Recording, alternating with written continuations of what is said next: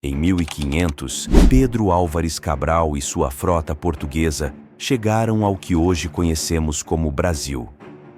Esse evento marcou o início de uma nova era para os habitantes nativos e o início da colonização portuguesa. A sociedade colonial era complexa e hierarquizada. Havia uma clara distinção entre os colonizadores europeus, os africanos escravizados e os povos indígenas. A cultura brasileira começou a se formar através da mistura dessas diferentes influências. Logo após o desembarque, os portugueses encontraram no pau-brasil a primeira atividade econômica da colônia recém-conquistada, pois era uma árvore abundante no litoral brasileiro. A madeira e a seiva da árvore foram usadas pelos europeus na confecção de móveis e no tingimento dos tecidos. Os índios extraíam a árvore e a colocavam nas embarcações portuguesas em troca de produtos sem valor comercial, como espelhos, colares e outros apetrechos. A intenção de Portugal era explorar o território e, em 1534, rei Dom João III decidiu dividir o território brasileiro em 15 faixas de terra, as capitanias hereditárias. O território foi dividido em porções de terra para serem distribuídas entre nobres aliados da coroa portuguesa. O açúcar tornou-se a principal fonte de riqueza da colônia, principalmente no Nordeste, mas essa prosperidade tinha um custo humano, mão de obra escrava indígena que, posteriormente, foi substituída pela escravização dos africanos, trazidos por meio do tráfico negreiro.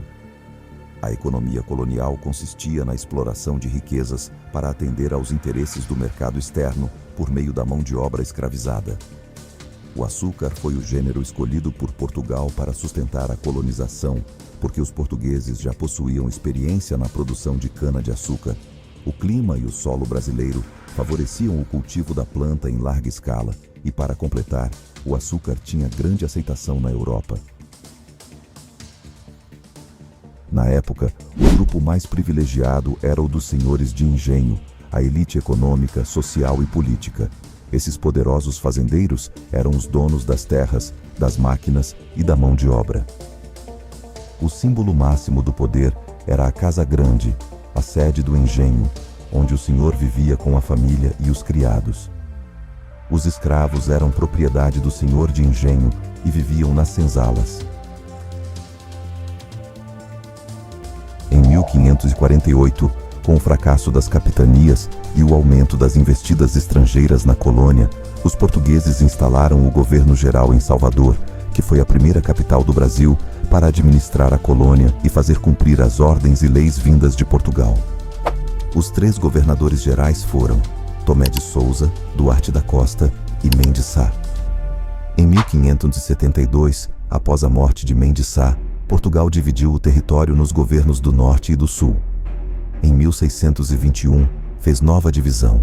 Foram criados o Estado do Brasil, com capital em Salvador, e o Estado do Maranhão, com capital em São Luís, que em 1751 passou a se chamar Estado do Grão-Pará e Maranhão, com sede em Belém. Em 1693, a descoberta de ouro em Minas Gerais trouxe uma nova onda de riqueza e imigração. A notícia se espalhou e milhares de pessoas, das mais variadas origens, rumaram para lá em busca de riquezas. Esse período, conhecido como o Ciclo do Ouro, transformou a economia e incentivou a expansão territorial para o interior do continente. Apesar das riquezas, a insatisfação com a coroa portuguesa cresceu ao longo dos anos. Diversos movimentos de resistência e revoltas culminaram no desejo de independência.